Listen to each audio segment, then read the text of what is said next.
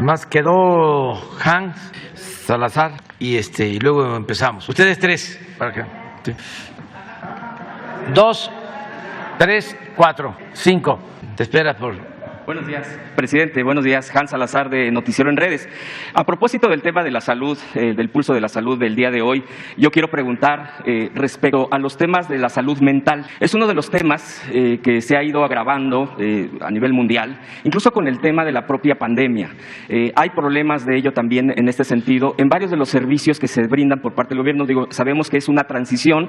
Ahora mismo se han planteado varios temas al respecto de esta transición, pero quisiera yo particularizar, especificar esto porque llamar la atención pues para saber cuáles son las estrategias al respecto y si en estas plazas también se están considerando también estos servicios para reforzar. El tema de la salud mental es tan grave que también va en aumento el de los suicidios, la falta de atención, la falta de medicamento, por ejemplo, en la atención psiquiátrica es prácticamente de discapacidad o de vida o muerte. Por ejemplo, aquí mismo en la Ciudad de México, en el IMSS, hay reclamos de que no se encuentra risperidona, sertralina, clozapina, carbonato de litio, lamotrigina, mirtazapina, quetiapina, clonazepam, venlafaxina, decanoato de aloperidol. Entonces, es una serie de problemas al respecto, porque si un paciente, aunque sea atendido por parte de su especialista y dar seguimiento, si no hay estos medicamentos, definitivamente se está teniendo la mitad de atención y la mitad con este problema tan grave. De hecho, yo soy uno de los, yo me atiendo y yo comprendo perfectamente este problema, por eso también lo retomo, porque no solamente ha crecido eso, hay un porcentaje, y yo quisiera también preguntar al respecto, de cuál es la cantidad, por ejemplo, de presupuesto destinado particularmente a la salud mental en general de los servicios de salud. Esto es lo que yo quisiera preguntar, presidente, a propósito y aprovechando esto, para ver también la posibilidad de que se esté reforzando esta atención. Repito, es de vida o muerte, y hay varios temas que yo no voy a mencionar aquí, se los puedo entregar precisamente al director del IMSS, porque hay bastantes peticiones al respecto. La petición, por ejemplo, cuando se va a hospitalizar a alguien que lo necesita con este tipo de problemas, tenemos un caso, por ejemplo, que nos han reportado de Morelia, Michoacán, donde si no está hospitalizado, pero también necesita compañía a la persona y le dicen que no puede. Entonces, hay varias cosas que creo que deberían de flexibilizarse para que la atención de un paciente de este grado, obviamente, tenga una mucho mejor atención en este esquema, presidente. Sería mi primera pregunta. Sí. Con su permiso, señor presidente. Efectivamente, lo expuesto es una situación importante, muy importante. Quiero recordarles, ustedes pueden ver que desde el 2019 tomamos una iniciativa, la primera realmente a nivel nacional, de hacer una transformación, primero un análisis y segundo una transformación de la salud mental. En forma inmediata nos ubicamos en jóvenes, porque es donde también se une toda esta plataforma horizontal de atención, de diagnóstico y desde luego de transformación. Esto con un contenido que se ha mantenido por muchos meses, yo diría más de 2 años, en la salud mental y el camino hacia la paz. Esto desde luego es una situación que se debe mantener. Junto con ello las adicciones y luego viene la pandemia. En eso estábamos, pero ya se habían tomado decisiones importantes de integración que, como otras áreas de salud del país, estaban en una desorganización o, por no decir, en un abandono.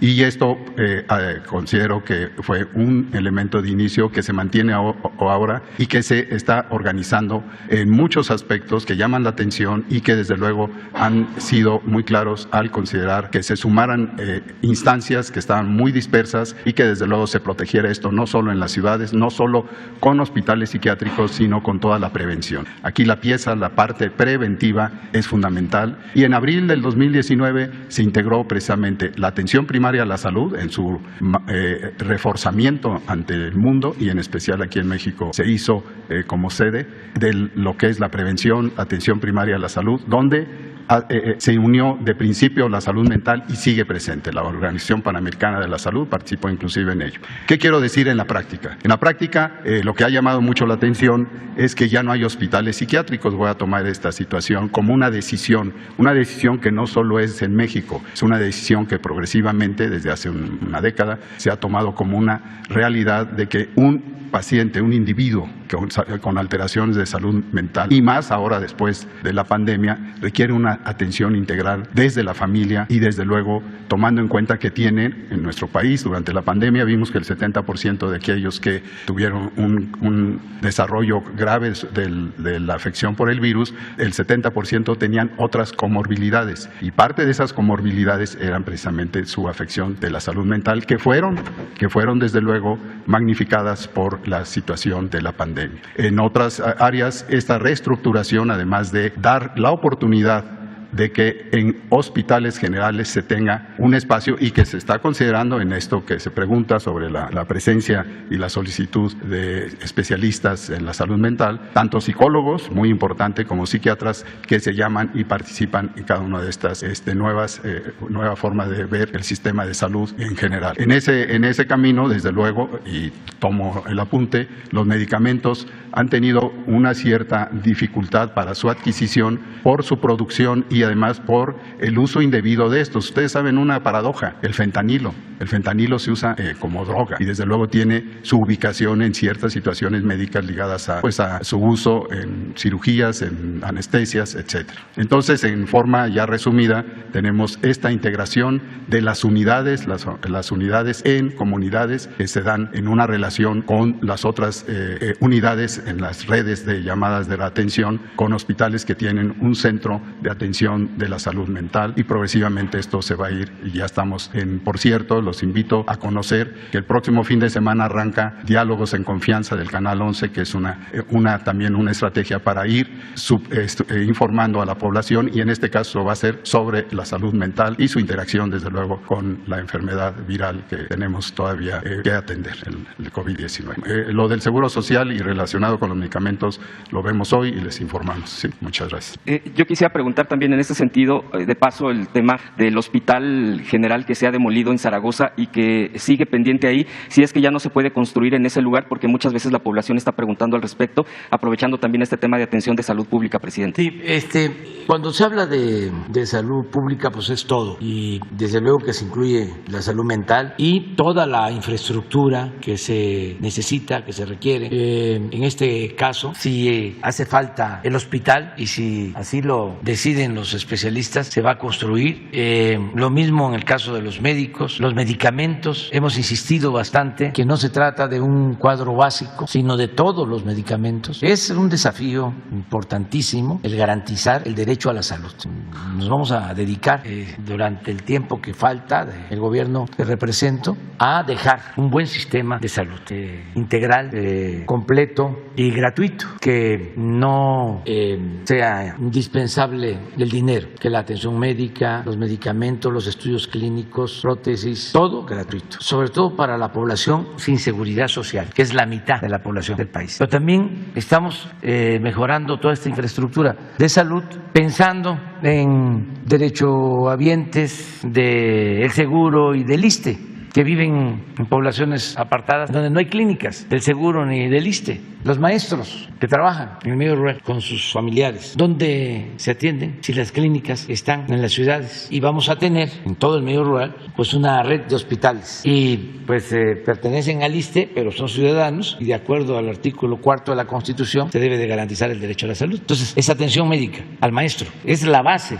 de la atención a todos los habitantes del país. En eso estamos trabajando todos los días y nos reunimos 2 veces a la semana, todo el equipo del sector salud. ¿Cómo tratamos el tema de la pandemia? Que nos unimos todos, así ahora estamos construyendo, levantando el sistema de salud pública del país. Presidente, respecto a lo del hospital, ¿qué dice usted que tendría que ser evaluado por los especialistas para ver si es factible o no su construcción? ¿Cuándo pudiera ser aproximadamente un límite de tiempo? Ya que usted mismo ha dicho que las obras de este sexenio se acaban en este sexenio. Entonces, por la consiguiente, hay mucho interés en esta zona de Oriente, que es Iztapalapa, que es la parte de junto a Nezahualcóyotl, es una zona de mucha densidad. Entonces quisiera saber, presidente, si pudiera plantearse algún mes, si fuera este mismo año que se estuviera decidiendo esto de la construcción del hospital del IMSS. Sí, es un plan, se están haciendo los levantamientos, como aquí se explicó, y en las visitas que se hacen y en las reuniones de trabajo en los estados, ahí se define cuáles centros de salud hay que rehabilitar, terminar de construirlos, porque dejaron muchos inconclusos. Lo mismo en el caso de hospitales y en el caso de la Ciudad de México, una vez que se tenga ya el levantamiento, ya se va a decidir sobre este hospital al que tú mencionas. Se está buscando pues que sea un proceso ordenado y espero que nos alcance el tiempo. Tenemos hasta diciembre del año próximo para montar la infraestructura. Claro, lo que queremos es que en el primer trimestre del año próximo ya tengamos 15 estados funcionando al 100%. Y en esos estados está incluido la Ciudad de México y seguramente si hace falta va a estar en construcción el hospital para concluirlo, para terminarlo. Estamos en eso. Ayer en la noche, en la tarde que tuvimos la reunión con la jefa de gobierno de la Ciudad de México, nos habló de una clínica de Coajimalpa. ¿Se acuerdan esa clínica que se destruyó con una explosión? Pues un hospital con una explosión. Pues ya está prácticamente terminado y ya pasa al sistema de IMSS Bienestar para su equipamiento y ya para que empiece a operar. Pero estamos sobre eso. Presidente, muchas gracias. El siguiente punto que quiero preguntarle es a propósito del tema de la salud, pero también lo voy a ligar porque así está tal cual el problema de la privatización del servicio del agua. En Aguascalientes particularmente hay bastantes problemas respecto a enfermedades por agua sucia. Ahí se decidió en Aguascalientes con los gobiernos locales privatizar. Tiene aproximadamente 20 años esta privatización del agua. Veolia es la empresa, es una empresa de origen francés y ha causado bastantes problemas de salud en la gente por la ingesta de este tipo de agua sucia allá en Aguascalientes. Entonces, el servicio ha sido malo, hay una queja impresionante, pero el problema, y por eso lo estoy ligando con el tema de la salud, es que ha causado este tipo de estragos de enfermedades en la población. En Querétaro, ya particularmente también acaban de aprobar la privatización también de los servicios de salud. Eufemísticamente lo quieren tomar de otra manera, como aquí usted bien lo pone como ejemplo cuando se privatizan los servicios, y preguntarle también si esto de privatizar el agua, el servicio del agua, el suministro, drenaje, todo esto no choca con todo, porque es privatizar localmente, con lo que tiene que hacer con agua, porque si esto va encaminado a como está en Aguascalientes el problema, pues se va a generar ahora en Querétaro. Con agua, ¿en qué punto queda respecto a este sistema, a este esquema? Y por último, presidente, vienen las elecciones 5 de junio, el problema se ha ido agravando en algunos estados en particular, en el tema de la seguridad pública, que es lo que yo le quiero preguntar. ¿Está planeado algún esquema de atención por parte de la Guardia Nacional para poder estar garantizando la tranquilidad de las elecciones, ya que particularmente también en Aguascalientes ya hay violencia, ya hay agresión contra brigadistas, en este caso del partido Morena, del contrario a quien está gobernando en Aguascalientes, ya que, hay que decirlo como es, se han ido ajustando, se han ido cerrando los números en las encuestas y esto ha generado que haya violencia contra brigadistas de Morena, incluso hay ya dos hechos muy concretos. Este domingo a las 3 de la mañana ingresó un comando a una vivienda en particular para agredir a brigadistas y es un grupo con uniformes tácticos, o sea, no es un tema menor, los amedrentaron y les dieron 24 horas para salir del estado de Aguascalientes de acuerdo a sus dichos. Ya se han levantado denuncias. Esta madrugada volvió a haber este tipo de agresiones por parte ya de comandos especializados en generar este tipo de situación. En Tamaulipas hay ya denuncias, ya hay carpetas de investigación contra presidentes municipales, ya que en este caso el gobernador Cabeza de Vaca, bueno, pues es quien sigue gobernando, se tambalea el tema, digo, hay que decirlo como es, porque también en las encuestas no le están favoreciendo, y hay ya agresiones, ya hay bloqueos para que no lleguen líderes, ya incluso hay denuncia de atentado contra un líder regional, y así le puedo poner el ejemplo. Finalmente, en Hidalgo, el propio Humberto Moreira, un exgobernador, señala a su propio hermano y a su propia cuñada, que es la candidata, de que son los reyes del fraude. Entonces, el INE no está realmente en un esquema de situación de atención de este tipo de cosas y se puede desbordar. La pregunta concreta es en el tema de la seguridad. La gente, como dice usted, bueno, la gente le toca hacer lo que le corresponde en sus derechos político-electorales, en su activismo o no, en participar o no. Me parece a mí que la gente está haciendo lo propio de salir a la calle, de ejercer sus derechos, pero creo que de parte del gobierno federal, le pregunto cuál es el tema de garantizar o de asumir una responsabilidad de parte de la Guardia Nacional para acompañar y que no se desborde esto de aquí al 5 de junio. Le agradezco, presidente. Sí, bueno, pues en el caso del agua es una decisión soberana, es una decisión de los gobiernos de los estados y tienen en en casi todos los casos el aval de los congresos locales. Entonces nosotros no podemos intervenir, solo que corresponda a manantiales o aguas federales que tienen que ver con la administración de la Comisión Nacional del Agua, lo que decías de Conagua, pero la distribución del agua en los estados, incluso en municipios, depende de las autoridades locales. Mi recomendación pues es que se tenga mucho cuidado, como dicen los académicos, no es malo per se el que una empresa administre la distribución del agua. Lo que sucede por lo general es que hay corrupción. La variable, dirían los tecnócratas, corrupción es la que lo echa a perder todo. Si hay corrupción, funciona mal el servicio público, estando privatizado o en manos de las dependencias gubernamentales. Lo que hay que evitar es la corrupción. Hay muchas denuncias en el país por la privatización del agua, por los cobros indebidos, por la mala calidad del agua, porque fueron concesiones que se hicieron para hacer chanchullo, para obtener beneficios, para cobrar sobornos, moches. Entonces sí hay en distintas partes. Yo voy al país y hay denuncias de ciudadanos en este sentido. Pero depende también de las autoridades y de los acuerdos que se tomen. Tú, por ejemplo, me planteaste, no es un reproche, pero para que analicemos las cosas con objetividad y que podamos siempre ir al fondo. Yo considero que el principal problema de México es la corrupción. Antes no se hablaba de eso. Me siento de los precursores en poner este tema en la mesa del debate, porque ni en los discursos se hablaba de corrupción. Si ustedes hacen un análisis de los discursos de 50 años a la fecha, no van a encontrar la palabra corrupción, como si no existiera. Y en los medios de información, lo mismo. En el Congreso, en las intervenciones de diputados, de senadores, no se hablaba de corrupción. Y era el principal problema de México. Nada ha dañado más a México que la deshonestidad de los gobernantes. Eso es lo que ha dado al traste con todo. Bueno, dicho esto, cuando se habla del modelo neoliberal, yo he llegado a sostener que si el modelo neoliberal se aplicara sin corrupción, no sería del todo mal. Es que se puede tratar del modelo económico más perfecto, pero con el agravante de la corrupción no sirve nada. Entonces, el fondo es ese, el que impera la corrupción. Tú, defendiendo a los trabajadores de Capufe, me planteaste, ya me hiciste dudar si fuiste tú. Yo creo que sí.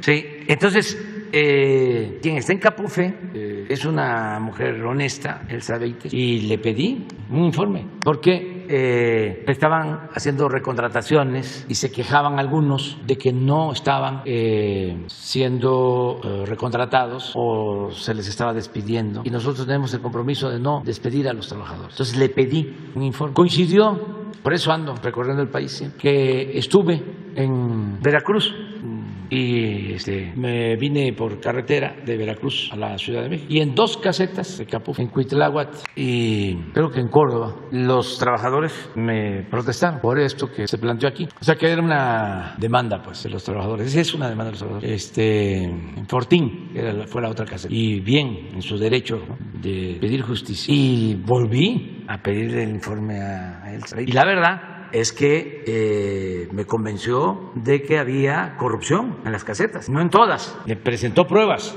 de que cobraban y no ingresaba el dinero, y me demostró de que a partir de los cambios aumentó considerablemente el ingreso de Capufe. Entonces, eso no tiene que ver nada con los derechos de los trabajadores, que deben de protegerse, y no puede tratarse así a todos los trabajadores. Al contrario, siempre he dicho que la mayor riqueza de México es la honestidad de su pueblo, pero la corrupción en algunos casos sí afecta. Sí, es, como lo he dicho, más que una pandemia, una peste que debemos de terminar. Entonces, esto es una reflexión a partir de lo que sostiene sobre el agua. Es que la gente denuncie si hay corrupción, si cobran muy cara el agua, si el agua está sucia, si ya se sabe de que son empresas que han quedado mal en otros estados, pues entonces sí, no dar el llamado beneficio de la duda, al contrario, dar por hecho de que eso estuvo mal y que fue un acto muy probablemente de corrupción. Lo otro, lo electoral, No quiero meterme en eso. Solo decirle a la gente donde van a haber elecciones que participen, que salgan a votar, porque los que no quieren la democracia siempre buscan atemorizar, meter miedo. Eso lo hemos padecido durante mucho tiempo, para que la gente no salga. Y con los votos de las clientelas, o los votos que compran, o los votos que tienen que ver con la delincuencia, o que consiguen con la delincuencia, con esos votos les alcanza para triunfar. No es lo mismo que vote el 40% de los ciudadanos a que vote el 70%. Cuando pasa del 50% ya es muy difícil el fraude. Y entre más participación, menos fraude. Porque pueden controlar a ciertos sectores. Y cada vez es más difícil porque la gente ya está muy consciente. Ya no es el tiempo del reparto de las despensas, del frijol con gorgojo o de la amenaza o te voy a apuntar en la lista porque te va a tocar tu vivienda o te va a llegar tu material de construcción. O vamos a hacer un carrusel y te doy tu boleta, vas allá y la pones, ya está marcada, la metes a la urna y me traes la que te dan en blanco y te pago 1,000 pesos, 2,000 pesos. Había cosas increíbles donde en los pueblos más pobres mataban una res y había carne el día de la elección. Me acuerdo en Yucatán que había una elección y un gobernador compró, no sé si uno o varios contenedores de bicicletas de Asia, de China, antes de la elección, y a repartir bicicletas, porque necesitaban los votos. Todo eso lo recuerdo por los jóvenes. No tiene mucho tiempo, no estoy hablando del siglo pasado. Entonces, ya eso, ya la gente no lo permite, no lo tolera, y tampoco el miedo, las amenazas, y siempre digo que la libertad no se implora, la libertad se conquista. Si nos atemorizan, nos quedamos en la casa, nos metemos a la cama y nos tapamos, pues ya estamos vencidos. No, ¿qué nos vamos a meter a la casa? ¿Qué nos vamos a meter a la cama y nos vamos a tapar en colcha? Hay que salir a ejercer nuestros derechos ciudadanos. Ya la autoridad tiene que garantizar que haya paz, que haya tranquilidad, que nadie sea agredido. Eso va a corresponder, como siempre, a seguridad pública en los estados. La Guardia Nacional tiene que estar pendiente, pero que no se dejen intimidar los ciudadanos. Hay que salir, hay que participar, porque quien infunde miedo le tiene miedo al pueblo, no quiere que la gente participe, le conviene la abstención. No sé si deba decir esto y no me vayan a multar los del INE, pero pues no estoy pidiendo el voto a favor de nadie, sino nada más que participemos, porque es muy importante la democracia. Hablaba yo de la importancia de acabar con la corrupción, pues es lo mismo. Entre más democracia se tiene, menos corrupción. Porque cuando hay democracia, hay competencia. Nadie en ningún nivel de la escala se siente absoluto, todopoderoso, porque es el pueblo el que decide. Y el arma más importante del pueblo en una democracia, en el caso de México, es la credencial del elector. Entonces, hay que participar. Eso es lo que puedo comentar. Bueno, vámonos con las compañeras. Gracias. Muy buenos días, presidente. Pues dando seguimiento a combatir la corrupción, como usted dice, yo he venido cada mes aquí a dar cuenta de la corrupción, la voracidad de los edificios, las construcciones, el derrumbe que hubo en Puerto Vallarta. Quiero decirle que me siento muy afortunada de tratar con los funcionarios federales que he tratado, María Luisa Albores, la gente de Protección Civil, Senapred, todos ellos ya hicieron su trabajo. Estuvo Sofemat, también hizo su trabajo. Quienes no hacen su trabajo, y que afortunadamente ya la maestra María Luisa Albores hizo cambios en la delegación Jalisco de Semarnat, se encontraron ahí situaciones irregulares. Quienes no hacen su trabajo, a pesar de que ya se dieron indicaciones de lo que se debe de hacer, es el desarrollador, donde hubo el derrumbe, Serena, el colapso de la calle Santa Bárbara. El problema es, y que sea yo tan reiterativa y estar aquí con ese asunto, y aquí le traigo ya documentos de otro desarrollo que ya está en riesgo, precisamente derivado del derrumbe, que es Paramount. Ellos están tratando de contener, de arreglar parte del edificio. La vez que estuve aquí estaba el canciller Marcelo Ebrard, la comunidad quería platicar con él ya mandó un representante, ya hizo el licenciado Andrés Gómez un recorrido conmigo, ya fuimos, ya vio, ya se dio cuenta de todo, y desde aquí lo que pedimos es ahora que la pregunta, porque si pasa una catástrofe, como venimos antes a anunciarlo de el derrumbe, y se dio, Ahora, yo no quisiera que pasara algo ahí, pero todo nos parece indicar que si no se actúa de inmediato, algo va a pasar. Si algo sucede, ¿quién va a ser el responsable? El desarrollador, el perito, el que dio la licencia, el presidente municipal que estaba anteriormente, el que está hoy, que está cargando con todos los procesos legales que le dejaron. ¿De quién va a ser la responsabilidad si hay una catástrofe mayor? Y por eso he venido, y a lo mejor parezco reiterativa con ese tema, pero son vidas, presidente, las que están en riesgo, y hay que poner un alto a la voracidad y a la corrupción que ha habido en Puerto Vallarta en ese tema de las construcciones. Es por ese lado. Y hablando también, no sé si nos da alguna respuesta con respecto a esto que le digo, y me paso a otros asuntos que tienen que ver también con corrupción, que efectivamente es lo que ha adolecido a nuestro país, a Jalisco, a Puerto Vallarta. En el caso hoy me presentó Laura Velasco un informe sobre lo de Vallarta, hoy en la mañana, en la reunión de seguridad. Y van a estar este fin de semana, van a estar en Vallarta. A ver si me consiguen el informe de Laura. Me lo entregó hoy en la mañana y lo leí, y por eso sé que van a estar el fin de semana. Y todos los funcionarios, presidente, quiero decirle que puntualmente se han comunicado, han ido. Yo estoy sorprendida de la respuesta que dan los funcionarios federales, porque pide uno hablar con algún estatal o algún municipal, y hay más respuesta viniendo aquí, que se dé una instrucción, que inmediatamente todavía ni termino salir de aquí, ya se están comunicando conmigo, y lo tengo que decir, porque si fuera lo contrario, también se lo diría. Así de que han estado muy bien, y necesitamos ahora que el mamut que tenemos en Jalisco, en Vallarta, camine y empecemos a solucionar estas cosas, y sobre todo esta en particular.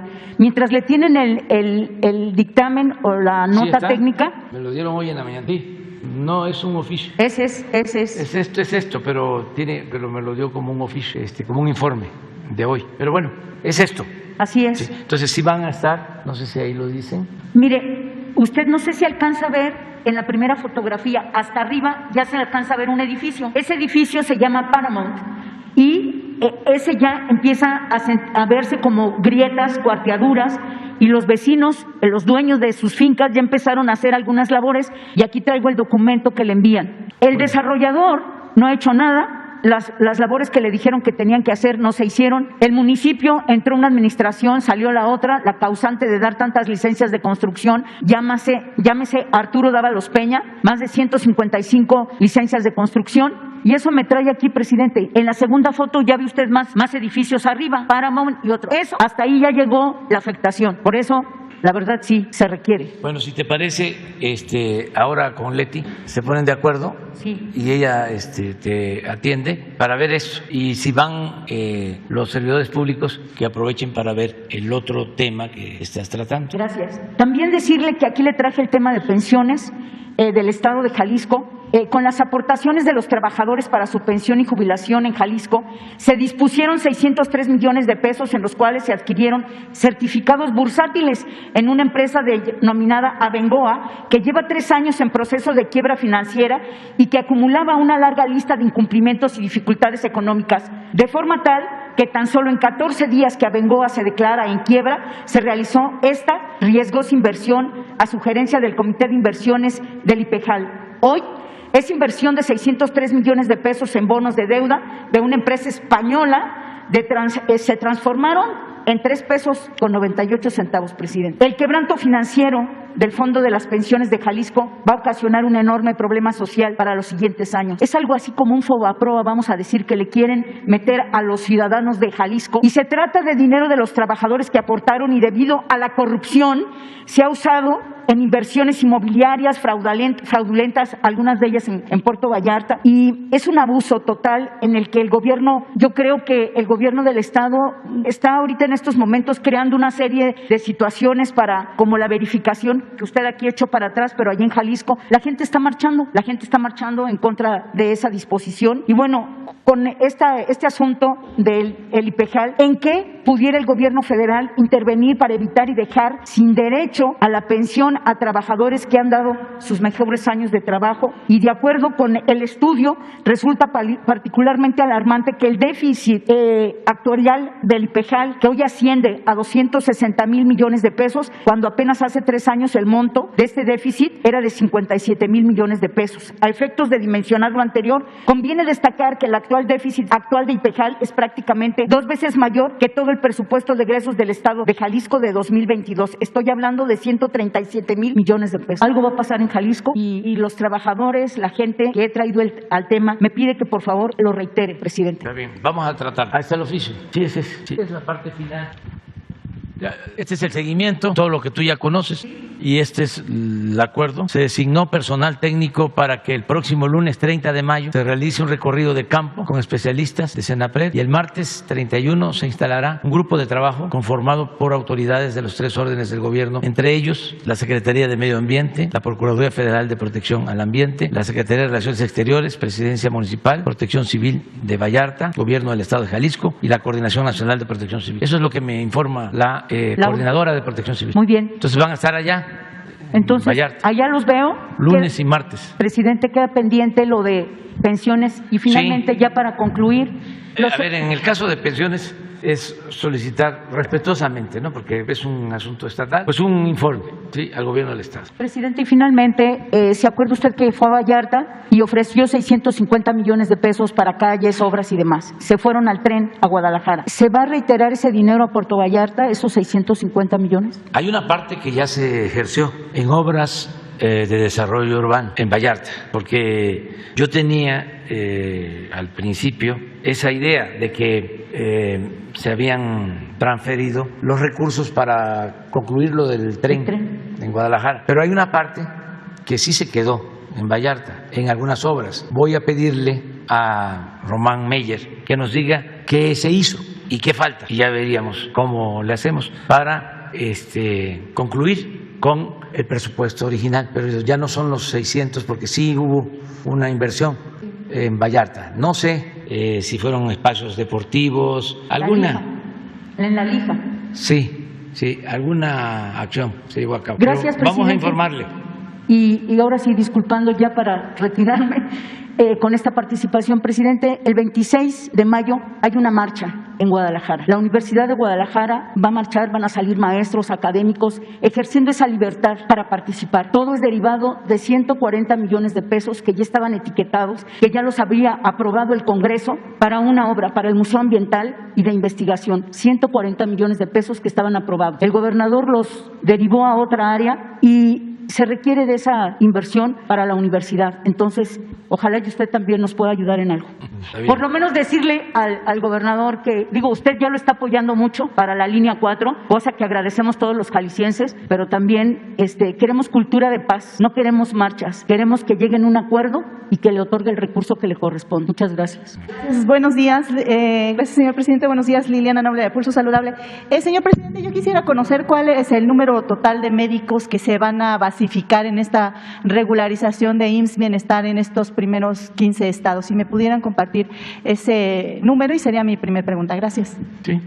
Muchas gracias, señor presidente. Sí, como se comentó, la Jornada Nacional de Reclutamiento de Médicos Especialistas abarca todas las instituciones, aquellas que se dedican a las personas con seguridad social, pero también, y quizá principalmente, para los estados que atienden desde sus sistemas de salud a quienes no cuentan con seguridad social. Y en estos 15 estados es donde se identificó que de lo que los propios gobiernos de las entidades federativas dieron a conocer, hay cerca de 5,000 que corresponden a médicos especialistas en alguno de estos 15 estados. Idealmente, para nosotros, serían la totalidad. ¿De qué depende? Justamente de que a partir de hoy los médicos, las médicas, puedan ingresar a la convocatoria, revisar en qué localidades, en qué unidades hay plazas disponibles de lo que ellos estudiaron y de donde tienen su cédula profesional, y a partir de eso empiecen a hacer sus postulaciones. La intención es que se contrate a todos, porque hay recursos disponibles para estas contrataciones. Pero lo que estamos intentando empatar,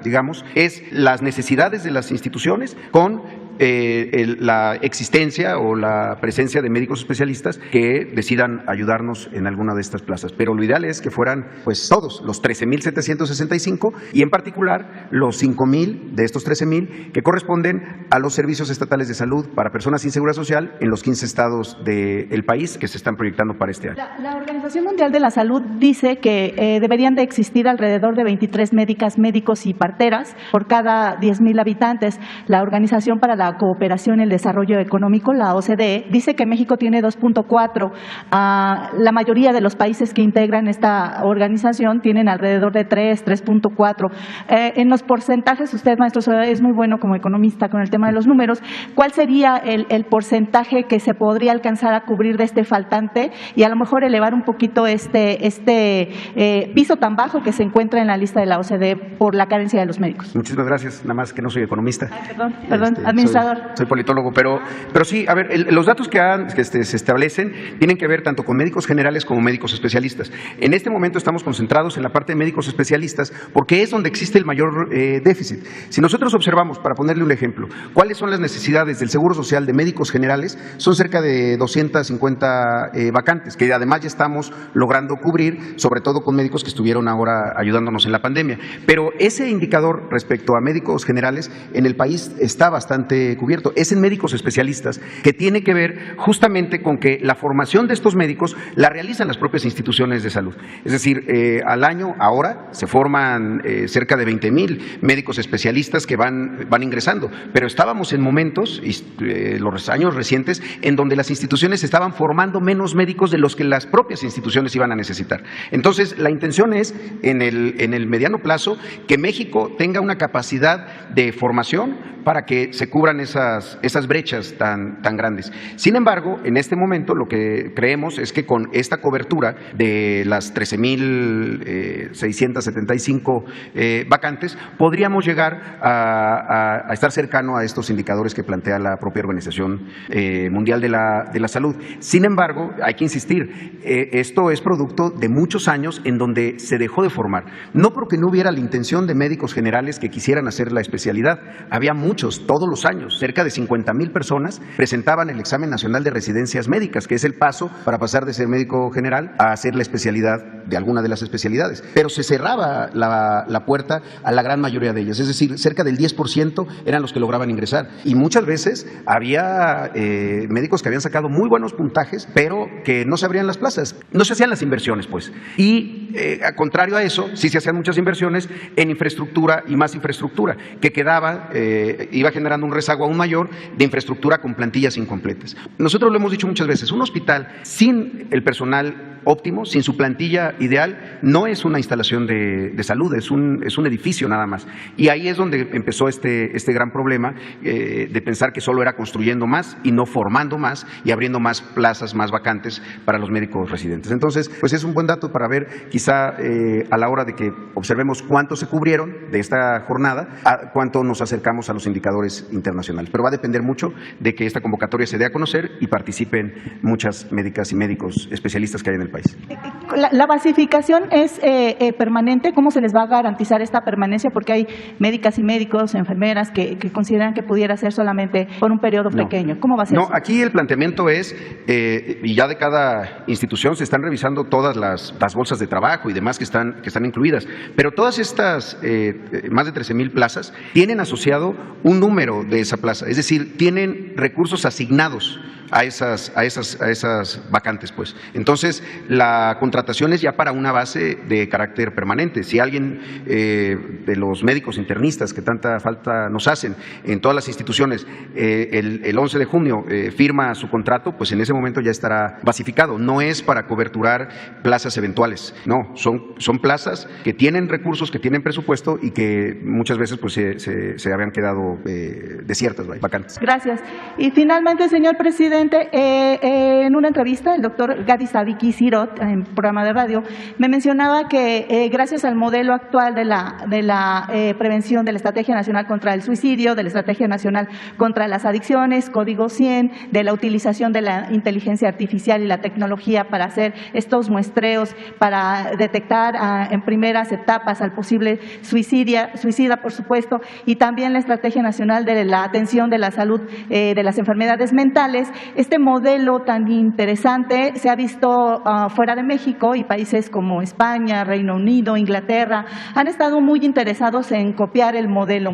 Yo quisiera preguntarle, señor presidente, ¿qué tendría que hacer el gobierno en el resto de su mandato para poder lograr que este modelo que usted encabeza pudiera tener la permanencia y llegado otro gobierno no se eliminara y no se echara para atrás todo lo que hasta este momento se ha alcanzado? ¿Cuál sería esta decisión a tomar, presidente? Pues apurarnos para consolidar el modelo, demostrar en la práctica que funciona, que es eficaz, y eso la gente lo evalúa.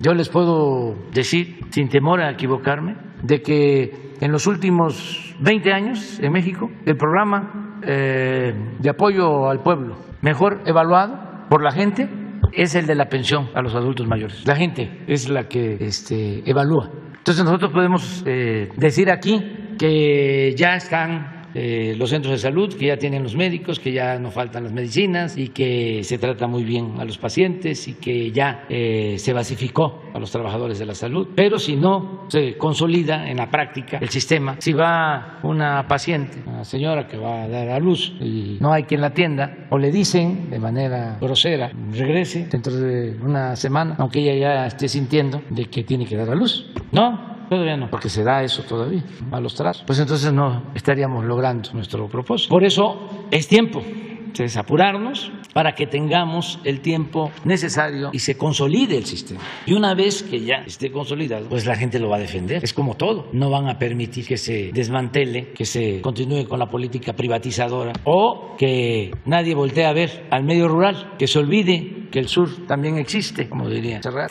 Ahora no nos va a alcanzar el tiempo, y además me gustaría que se haga una vez que tengamos ya la demanda de empleos o las solicitudes para ocupar las plazas, porque lo que quiero que quede de manifiesto, porque hay muchos que de buena fe dudan lo que estamos sosteniendo acerca de que el modelo neoliberal nos dejó sin médicos, y hay algunos que piensan que exageramos. Pues no tenemos los médicos que requerimos de acuerdo a la Organización Mundial de la Salud. Esto lo maneja muy bien el doctor y también Alejandro Schwartz. No sé si lo tengan de memoria. A ver, o sea, para explicar, y al final aquí lo vamos a poder constatar, porque vamos a ver cuántas plazas se ocuparon. Una de las cosas que les estoy planteando es que se haga un exhorto a los especialistas jóvenes. Hay mucha gente en el sector salud con dimensión social, con mística, y que no le importa que le toque ir a un hospital, a la Candona o a la Tarahumara. Hay muchas personas, muchos profesionales con esa visión, pero hay otros, porque fue muy enajenante todo este periodo neoliberal, hay otros que piensan que su mundo es el de la esfera en que se desenvolvieron y que no existe el resto del país. Bueno, un diputado estaba planteando que desapareciera Oaxaca y Chiapas y Guerrero y que nos iba a ir mejor. ¿Cómo es eso? Entonces, por eso también es muy bueno el debate sobre lo de la contratación de los médicos de Cuba. Sí, pero primero, porque así se planteó, vamos a llenar con los médicos mexicanos hasta donde se pueda. Como sabemos que no vamos a tener, desgraciadamente, todos los especialistas que requerimos, sobre todo en la montaña de Guerrero, porque ya lo sabemos, conocemos los pueblos de México, sabemos cuál es su situación, recogemos los sentimientos de la gente todo el tiempo, pero también, con todo respeto, un citadino pues no tiene una visión, pues el que conozca más Nueva York o Madrid que Chihuahua o Tlaxcala o Chiapas. No es un reproche, pues es que así es esta situación. Entonces, los médicos cubanos ya han estado ayudándonos cuando el COVID, les agradecemos muchísimo, y la verdad es una vileza el que por cuestiones políticas, ideológicas, por conservadurismo, por una forma retrógrada de pensar, se descalifique. Y el derecho a la salud pues es un derecho humano, y es porque hay en Cuba médicos muy buenos, especialistas, van a Europa, fueron a ayudar a Italia en los momentos más difíciles de la pandemia, y cuando salieron les hicieron homenajes. Y si hay médicos de Estados Unidos con esas características, los contratamos, y si los hay en Francia, necesitamos que en todos los pueblos haya médicos, donde se necesite. Hay otra cosa que parte el alma y que tiene que ver con el plan de salud, lo del diálisis, cómo tienen que trasladarse tanto tiempo y tienen este problema, no hay. Entonces, es un desafío y vamos a tratarlo. Eso no fue el tiempo. ¿Podrían hacer un resumen del...? A ver. Y en reiteramos, sí, estoy completamente de acuerdo con el señor presidente, sí necesitamos más médicos especialistas. En números, aunque pues estos son sólidos, estamos hablando de 200,000 médicos que con la pandemia inclusive fueron requeridos más. Y después de esta situación, los 200,000 médicos se ubicaban en 2/3 partes de necesidad de médicos especialistas y 1/3 parte de médicos generales. No hemos tocado estos alrededor de 70,000 médicos generales, cuál es su necesidad. Lo estamos sacando y va a ser relativamente más fácil que los especialistas. Les quiero señalar que de los especialistas, si diéramos un seguimiento de las oportunidades de haber duplicado en el primer año hace 2 años, el número de oportunidades para tener médicos especialistas y al siguiente año, que es este que acabamos de iniciar médicamente, están otros 20,000, 40,000. Con eso tenemos que esperar y sucesivamente el que cumplan en promedio 3 años de especialidad o 2 en algún caso. Todos estos números nos llevan a que al término de esta gestión tengamos cubierta mayoritariamente en la práctica a estas deficiencias. Y analizándolo desde luego en la última cifra que nos ofrece el Consejo de Especialidades, esto desde luego nos llevó a que tenemos 135,046 médicos certificados, es decir, regularizados. Podría ser que un 20% de estos no se hubieran recertificados. Y disculpen, pero ya con tiempo encima, el recertificar es que en promedio cada 5 años los médicos vuelvan a ser valorados, no necesariamente otro examen, valorados por su actividad durante los 5 años y desde luego en ese camino algunos sí requieren constatarlo por un examen y un 20% podrían agregarse a estas 135,000 especialistas. Sumando, dejando tan solo esos 135,000 especialistas, pues están por abajo de los 230 médicos por cada 100,000 habitantes en cualquier país, como se evalúa por la mayor instancia de la Organización Mundial de la Salud, un poco diferente a la OCDE, que inclusive maneja algunos números superiores. Y sin embargo, México tiene 107 especialistas. Le sumamos un 20% tal vez de que no están registrados y tendríamos 120 y tantos. Entonces, se aleja todavía de lo que tenemos por necesidad. Y termino señalando, los médicos generales, por ejemplo, en otros países, y no es comparativo más que de número, como Francia y como Inglaterra, son diferentes las necesidades. En Inglaterra, 2/3 partes de su salud la resuelven los médicos generales. Y en Francia es diferente, pero ambos tienen especialistas y los médicos generales cada vez tienen que ser, termino con ello, más valorados, mejor preparados y para eso vienen, abro otro paréntesis, las escuelas de salud que tiene Benito Juárez con la doctora Raquel Sosa en puerta y que lo vamos también a cumplir en su evolución, en su evaluación, pero van a tardar 6 años en tener todos estos números de médicos. Entonces, estamos en ese camino y desde luego sustentamos que sí hay necesidad de esos médicos y lo tenemos. Un ejemplo nada más de final, ya me estoy cargando mucho en tiempo, veo aquí que hay muchos pendientes. Tenemos que enfrentar con atención a los que lo han sentido, sufrido y expuesto al tema de los niños con leucemia. Nosotros tenemos un déficit de médicos especialistas en cancerología, oncología pediátrica y está demostrado en todos lados que el éxito mayor de tratamiento de estos pacientes es con esos especialistas. No quiere decir que un oncólogo adulto no lo tenga, pero es todavía más fina la necesidad de esto. Y termino diciendo que es un ejemplo que se tienen en muchas de las especialidades que hoy lo vemos. Medicina interna es una medicina integral que resuelve 3, 4 o más enfermedades en una sola consulta, porque así son las enfermedades. El diabético, por ejemplo, no es solo diabético, tiene otros problemas y tiene otras necesidades integrales. Y no dividir la atención en búscate ahora este paciente, al otro, sino centrarlo en un camino de lo menos posible, de lo más posible darle esa oportunidad a los pacientes. Y este es el panorama general. Muchas gracias.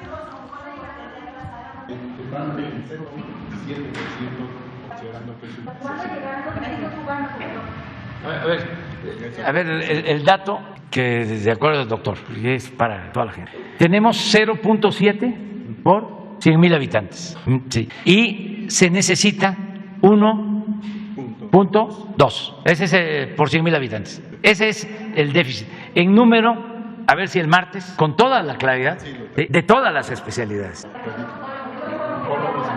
oncólogos, pediatras. Bueno, ¿les parece que para la próxima vamos viéndolo? Sí, porque sí es interesante esto, que son cosas que pasaron como de noche en la oscuridad, en la larga noche del periodo neoliberal, pero qué bien que están saliendo a la luz estos temas. Hay otros temas también que deberían de salir a la luz. Por ejemplo, el problema grave que originó el modelo neoliberal en la desintegración de las familias. Eso no está medido. Sí podemos también tener información, porque esa es una de las causas, entre otras, de que muchos jóvenes se hayan creado sin tutela y hayan optado por el camino de las conductas antisociales. Entonces, son temas que están ahí, porque no es solo si se creció o no se creció, si se generaron empleos o no se generaron empleos, si se hicieron las obras o no se hicieron las obras. No, hay otras cosas más profundas que tienen que ver con la calidad de la vida. Entonces todo eso se deterioró. Bueno, el pensamiento, la falta de solidaridad, de fraternidad, de humanismo. ¿Cómo creció el individualismo? Lo material, el triunfal a toda costa, sin escrúpulos morales de ninguna índole. El que no tranza, no avanza. Si nos salvamos por las culturas de México, porque siempre nos han salvado nuestras culturas, la fortaleza que hay en las culturas, en las familias, en los pueblos. Eso es lo que nos ha librado siempre de todos los males, de las calamidades, y por eso hay que fortalecer esos valores, y por eso no hay que estar pensando nada más en el bienestar material, hay que pensar también en el bienestar del alma, en los valores culturales, morales, espirituales, y trabajar mucho con los jóvenes. Es que de veras indigna de cómo se fue fomentando un modelo de vida donde lo material se elevó a rango supremo, y en el caso de los jóvenes, los lujos baratos, las marcas, los ídolos de muchos jóvenes, actores, artistas caracterizados por la extravagancia. Bueno, lo que dijo uno de los más ricos del mundo, que si quieres tener un Ferrari, no estés pensando como si fueses dueño de un Toyota. Hay hasta, así como habían los cursos antes de superación personal, así hay ahora ya cómo ser exitoso, siguiendo a ese que dijo esa barbaridad, con todo respeto. Entonces, hay que fortalecer valores, y no es nada nuevo. Desde los griegos se sabe qué es lo que hace feliz verdaderamente al ser humano. Aquí en nuestro país, Alfonso Reyes hizo una cartilla moral, ya nosotros la hemos difundido. Hace poco un grupo también de periodistas, intelectuales, filósofos hicieron también un planteamiento. Eso hay que difundirlo. Esto que estamos viendo, que desde luego tenemos que ser muy respetuosos de cada quien, pero el sentido de la belleza, ¿dónde está la belleza? ¿En lo externo o adentro, en el corazón, en los sentimientos? Pero bueno, tenemos bastante trabajo entre todos. El combate al racismo, el combate a la discriminación, el respetar el derecho a disentir, todo eso es para lograr una sociedad mejor. Ya termino. Miren. Es el sorteo, martes 28 de junio. Ayuden para que sigamos ayudando. Una casa en Jardines del Pedregal, los terrenos allá en Sinaloa, a la orilla de la playa.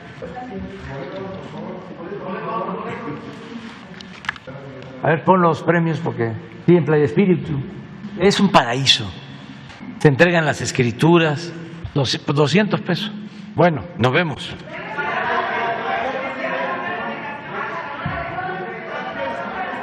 La cumbre. Sí, mañana o pasado hablamos